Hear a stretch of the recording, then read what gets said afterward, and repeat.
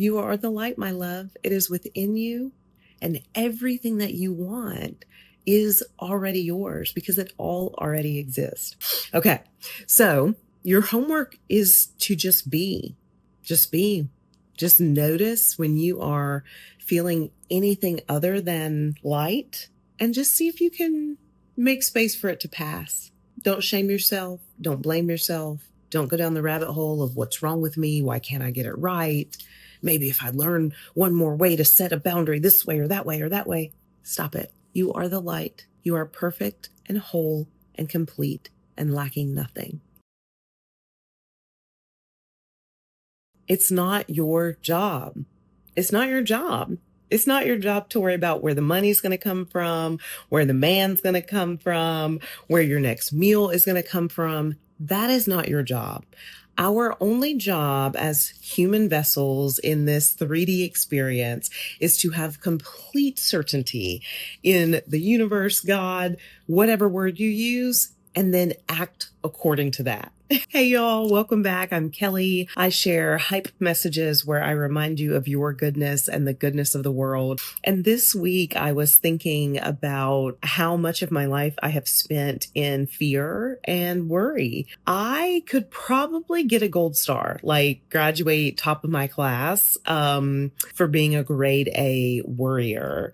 But what I'm learning is that life doesn't reward us for worrying. I don't really know what it rewards us for. That's not the point of this video. I was listening to a podcast or something, watching something, and Deepak Chopra was talking about the moment he decided to leave his medical career in the West. He was a medical doctor, is a medical doctor. I don't know. Somebody tell me what his background is.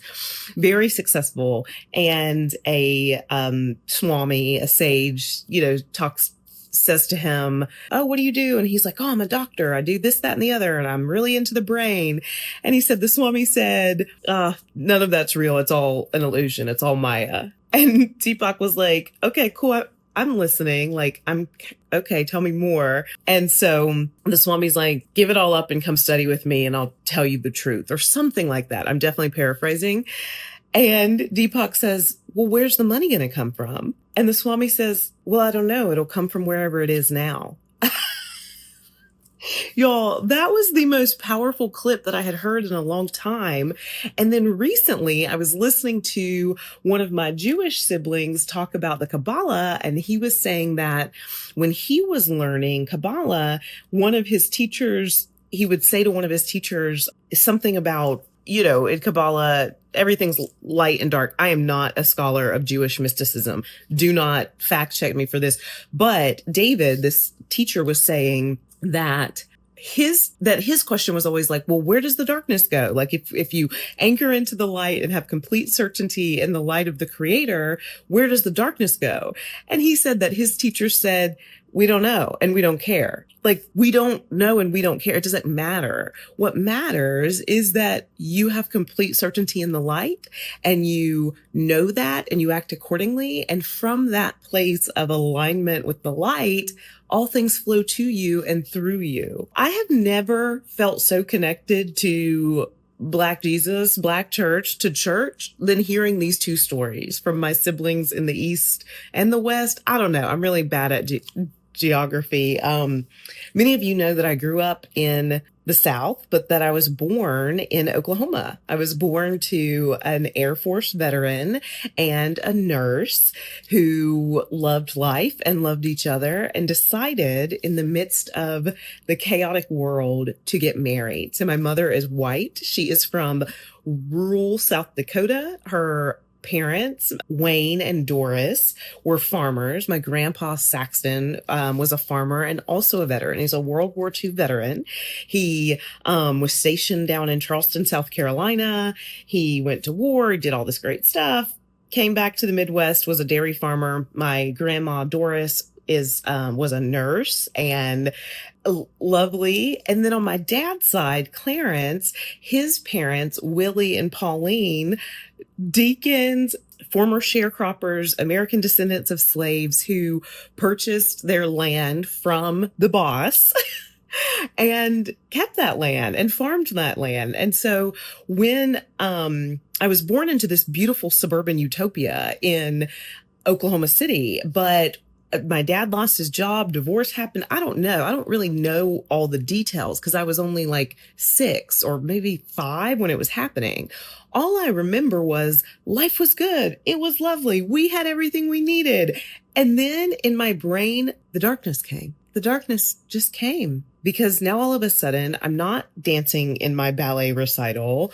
I'm moving across the country from Oklahoma to South Carolina to live on a farm with my paternal grandparents, my uncle who was an amputee, my auntie who was living with a very rational reaction to the state of the world, aka some undiagnosed mental health issues, and just a bunch of people. And I went from having this house in the suburbs on a cul-de-sac with sunshine, with my own room. And I remember my dad had built this desk. There was a desk or something, a little wall desk. And now I'm in the South and I didn't know which way was up, down, right, left. I was so confused because the lights had gone off. Everything had changed.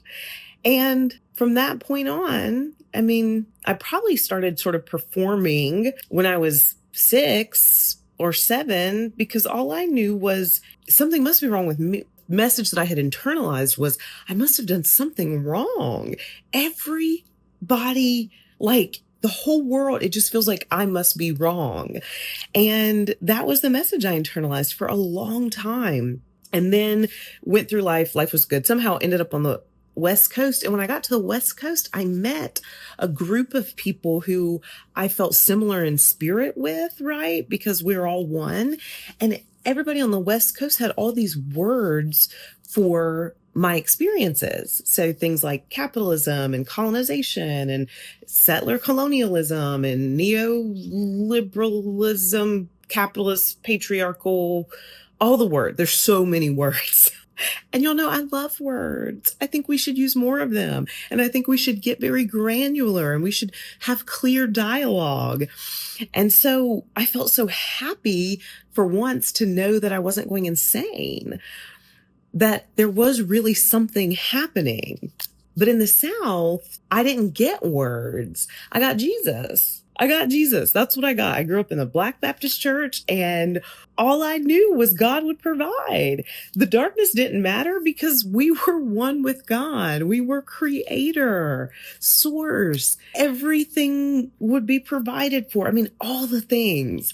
And so now at 38, as I'm sort of circling back to my roots, I don't really know. As I'm coming deeper and deeper into knowing myself and to knowing a truth that I think is true for me, I feel so happy. I feel so happy because the joy down in my heart is real. That is real. And I do have complete certainty in the light of the Creator. And I do trust that the money's going to come from wherever it is. And I do know that everything is energy and energy wants to flow. It wants to flow to us and through us because we are one. And so I just want to say if the world feels confusing or overwhelming, or it feels like you don't know who's right or wrong or which way's up or down, I think that the work is an inside job. I've talked to a lot of people, I've done a lot of things, and I've looked outside of me for a lot of answers. It's all been helpful, right? Everything's part of the journey. But this peace that passes all understanding, that's my peace. And that's available to you as well, but not through me or any other teacher or any other dogma or anything. Peace is an inside job and it's there. Some of the things that have helped me in my journey is stopping and having gratitude. Gratitude is the thing that can anchor me in the present moment. And now I'm learning that there's some science behind this, right? There's this thing called heart-brain coherence. And it says Anyway, I don't really know what it says. And I don't want to use a lot of words because those tend to confuse people. And then I don't want that to send you on a rabbit hole to make you think you need to know something else that you don't know. You know every single thing that you need to know to survive and thrive in this world because you are in this world. You are good. You are perfect. You are whole and you are complete. There's no more theory that you need to learn. There are no more words. There's no amount of resources that you need to attract, and then you'll figure it out. You can just accept today that you are whole and complete and lacking nothing. And that the same God that created you, the same source that created you, the same light that created all of us, whatever your preferred language is, that light is available to you because it is you. You are the light, my love. You are the light. So be the light. Shine bright. Shine bright in this world, boldly in this world. And that means you just get to be. No one else has to be wrong for you to be the light. And no one else has to be right for you to be the light. The best part about the light is that it is represented in so many different forms, in so many different ways. You don't have to be from the east or the west or whatever. Just catch the vibe and thrive. Truly, like that's what I'll say. That's what I have known and now know with certainty to be true, that I am perfect and complete and whole and lacking nothing. And because I know that to be true for myself, I'm going to project that onto you and believe that for you. You are the light, my love. It is within you, and everything that you want is already yours because it all already exists. Okay. So your homework is to just be. Just notice when you are feeling anything other than light, and just see if you can make space for it to pass. Don't shame yourself. Don't blame yourself. Don't go down the rabbit hole of what's wrong with me. Why can't I get it right? Maybe if I learn one more way to set a boundary this way or that way or that way. Stop it. You are the light. You are perfect and whole and complete and lacking nothing. Thanks for listening to me ramble. I love you all. I'm so grateful that you're in my orbit, virtual or in real life. And I'm just excited to see how the light continues to shine in my life and how it continues to show up in your life. Let me know how you're doing. Just do a quick check-in in the chat or wherever you're seeing this. I'm rooting for you. I love you. I'll talk to you soon.